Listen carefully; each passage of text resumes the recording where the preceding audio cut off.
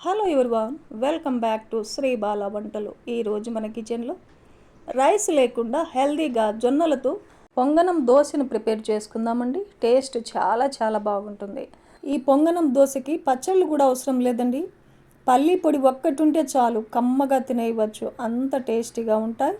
ఈ కమ్మనైన పొంగనం దోశల్ని మార్నింగ్ బ్రేక్ఫాస్ట్ టైంలో కానీ నైట్ డిన్నర్ టైంలో కూడా తీసుకోవచ్చు. మరైతే లేట్ చేయకుండా మనం ప్రాసెస్లోకి వెళ్ళిపోదాం. రైస్ లేకుండా హెల్దీగా జొన్నలతో కమ్మనైన పొంగనం దోశను ఎలా ప్రిపేర్ చేసుకోవాలి అనేది చూద్దాం. ఒక గిన్నె పెట్టేసుకొని 1 గ్లాసు పచ్చ జొన్నలు వేస్తున్నాను. మీరు పచ్చ జొన్నల ప్లేస్లో తెల్ల జొన్నలైనా తీసుకోవచ్చు. ఈ జొన్నల్ని ఒక 2-3 సార్లు నీట్గా కడిగేసుకొని డ్రింకింగ్ వాటర్ వేసేసి 6 గంటల నుండి 8 గంటల వరకు నానబెట్టుకోవాలి.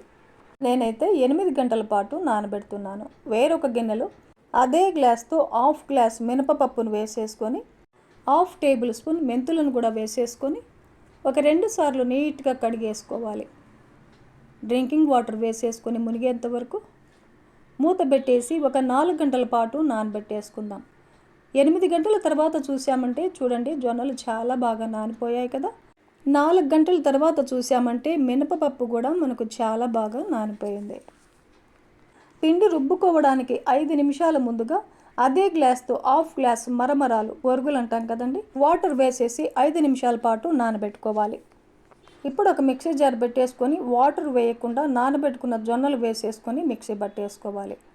ఇలా మిక్సీ పట్టేసుకొని సరిపడా నానబెట్టుకున్న వాటర్ను వేసేసుకొని మిక్సీ పట్టేసుకుందాం. అదే మిక్సీ జార్లో నానబెట్టుకున్న మినపప్పును కూడా వేసేసుకొని వాటర్ వేయకుండా ఫస్ట్ మిక్సీ పట్టేసుకుందాం. ఇప్పుడు కొద్దిగా వాటర్ వేసేసుకొని నానబెట్టుకున్న మరమరాలని వాటర్ పిండేసి వేసేసుకొని మూత పెట్టేసి మెత్తగా మిక్సీ పట్టేసుకుందాం.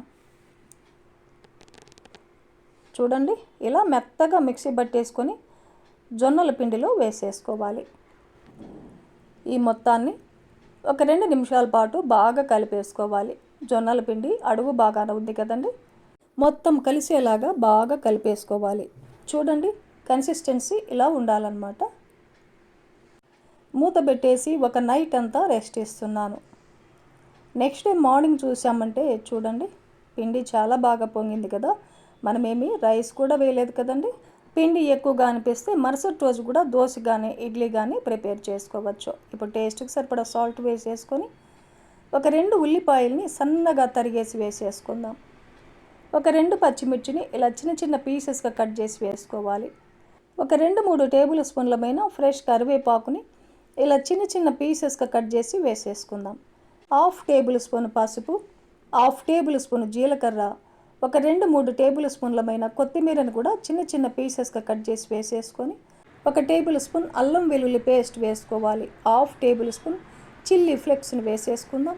20 నిమిషాల ముందుగా నానబెట్టుకున్న ఒక టేబుల్ స్పూన్ పెసరపప్పును యాడ్ చేసుకోవాలి.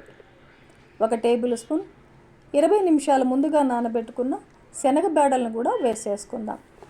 ఈ మొత్తాన్ని బాగా కలిపేసుకోవాలి. నేను ఇక్కడ కుకింగ్ సోడా వేయడం లేదండి. మీకు బ్యాటర్ కన్సిస్టెన్సీ గట్టిగా ఉందనిపిస్తే ఇంకొంచెం వాటర్ కూడా యాడ్ చేసుకోవచ్చు. నేనైతే వాటర్ని యాడ్ చేయడం లేదు. చూడండి, ఇలా కలిపేసుకొని ఇప్పుడు స్టవ్ ఆన్ చేసి కొంచెం గుంతగా ఉన్న పెనాన్ని పెట్టేసుకోవాలి. ఒక 1/2 టేబుల్ స్పూన్ ఆయిల్ వేసేసి ప్యాన్కి అంతా ఆయిల్ని స్ప్రెడ్ చేయాలి. ఇన్ కేస్ మీ దగ్గర ఇలాంటి గుంతగా ఉన్న పెనం లేకపోతే మనం ప్రతిరోజు వేసుకునే దోశ ప్యాన్ మీద కూడా వేసేసుకోవచ్చు. ప్యాన్ బాగా హీట్ ఎక్కిన తర్వాత 1.5 గరిట పిండిని వేస్తున్నాను. మరీ పల్చగా లేకుండా కొంచెం మందంగానే స్ప్రెడ్ చేసుకోవాలి. చూడండి, ఇలా కొంచెం మందంగా దోశని వేసేసుకొని మీడియం ఫ్లేమ్లో దోశని కాల్చుకోవాలి. దోశ పచ్చిదనం పోయిన తర్వాత ఇంకో 1/2 టేబుల్ స్పూన్ ఆయిల్ని వేసుకోవాలి.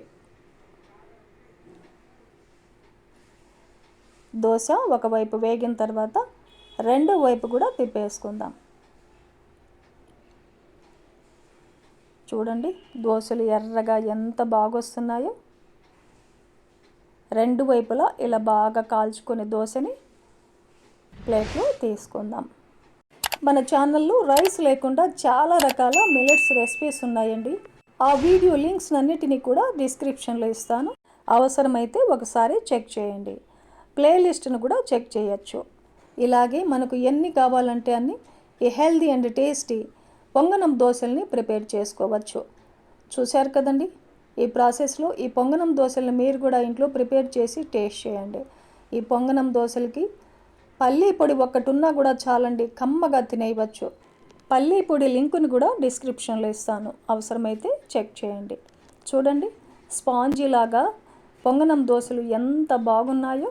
టేస్ట్ అయితే సూపర్గా ఉంటాయండి. మరెందుకండి ఆలస్యం, ఈ హెల్దీ రెసిపీని మీరు కూడా ఇంట్లో ప్రిపేర్ చేసి ఫ్యామిలీతో టేస్ట్ చేయండి. ఈ వీడియో మీకు నచ్చితే లైక్ చేయండి, షేర్ చేయండి, సబ్స్క్రైబ్ చేయండి. థ్యాంక్ యూ అండి. Thanks for watching.